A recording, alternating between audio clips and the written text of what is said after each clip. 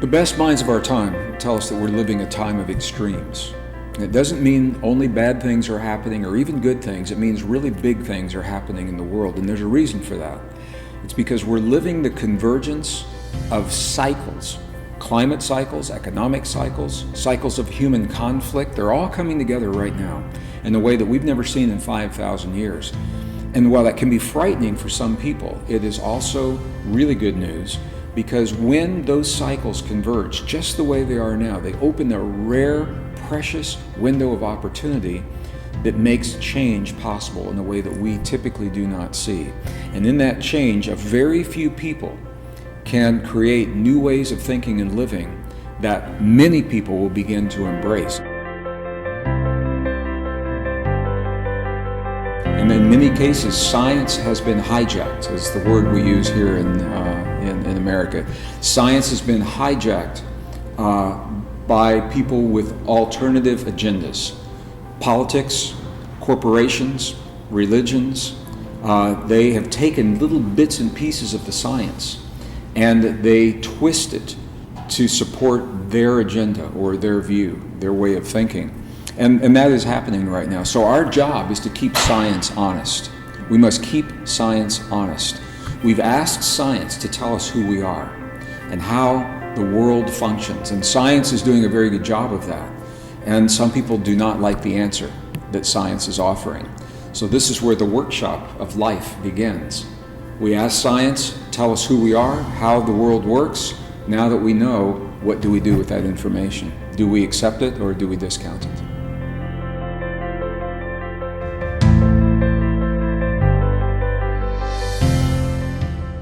That evolution is a fact for many forms of life because we see it in the fossil record. Evolution, as a theory, breaks down when it comes to humans. And what we know is that evolution, Darwin's idea of evolution, is not the human story. The physical evidence doesn't support it. Now the DNA evidence doesn't support that.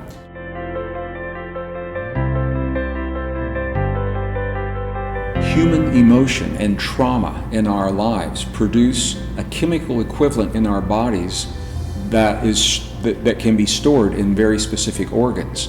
The chemicals are called neuropeptides. So when we have trauma in our lives, as children, as adults, even in the womb, if we know how to heal that trauma, those neuropeptides can pass through our bodies. We metabolize them out. If we don't know how to heal them, our bodies will protect us by storing those chemicals in specific places.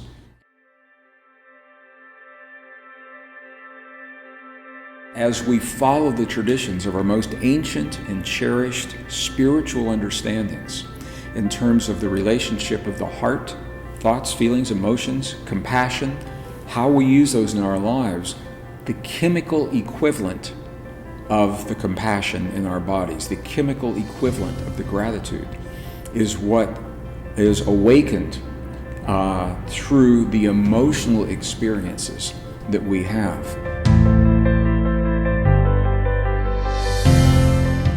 The world has changed, and we've got to change the way we live and the way we think. And one of the ways to do that is by honoring ourselves with the truth, with the new discoveries now that have overturned 150 years of scientific thinking, and they're telling a new human story. We begin to share the ideas that help us to lead healthy, productive, healed, cooperative lives. And when that works in one community, other communities want the same thing. And in this way, I think that the new world is emerging right before our eyes. 30 years from now, we'll look back and we'll say, this is the time when the seeds were planted for the beautiful world that we're living in right now.